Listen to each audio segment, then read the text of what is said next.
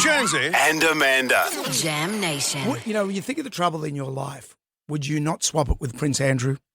I'm not the person to ask right now. But no, who would want to be Prince Andrew? Absolutely nobody. He's brought all this upon himself, and is hubris the word?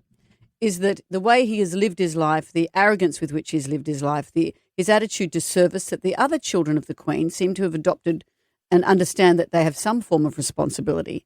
He never seemed to get that message. And so there's a certain, not pleasure, but watching his world tumble around him, people are going, well, there you go. And now we're hearing stories that he apparently for many years took prostitutes back to Buckingham Palace and that the Queen knew.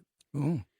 Andrew's links to, I'm just reading this, it's fascinating. Andrew's links to prostitution reportedly date back decades when he worked as a trade envoy, inverted commas, for the royal family in the early 2000s.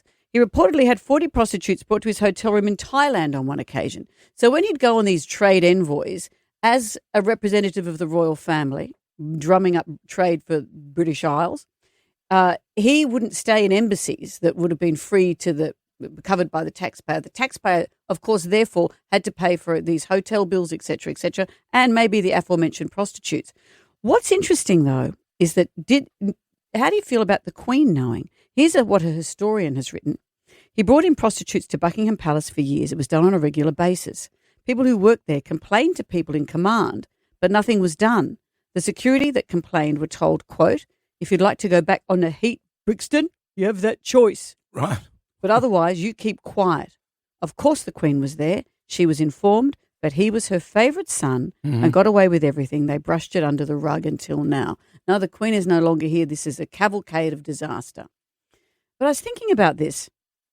If you were the Queen, isn't it easier for your son's private life to be lived?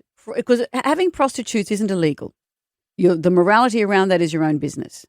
And the royal family, that would have been a big gossipy story. To a certain extent, maybe the press knew but didn't speak about it. There was an arrangement. But at the same time, was it easier for the Queen to protect his privacy by allowing this to happen at home rather than in hotels? Oh. It's like when you say to your kids, I'd rather you drink at home in front of me than out at the local park. For safety Maybe purposes. the Queen thought the same thing. But with the added pressure of photographers. Interesting. Maybe she just figured, Andrew, it's safer for the royal family this way. She took one for as did those women, took one for the royal family to protect the family's name by letting it happen at the palace. It's the path of least resistance. And also, rather than just being an indulgent mum, it was, I need to keep the eyes off this for everyone's sake. 40's a lot. Is that all you've heard in the story? 40's a lot of prostitutes. Well, maybe one just made a cup of tea. Didn't we also hear in his own home he had an arrangement of teddy bears all over the bed and he'd be furious if they were in a different order? Yeah. I don't think he was an easy man to please. Maybe Queen and Phil should have had a Queen and Maybe Phil. Queen. Too familiar, Brendan. Do you mind? Queen and Phil. Maybe Elizabeth and Phil should have taken him aside and had a bit of a word. Yeah. You know? Andrew. Andrew. You're a nonce. It's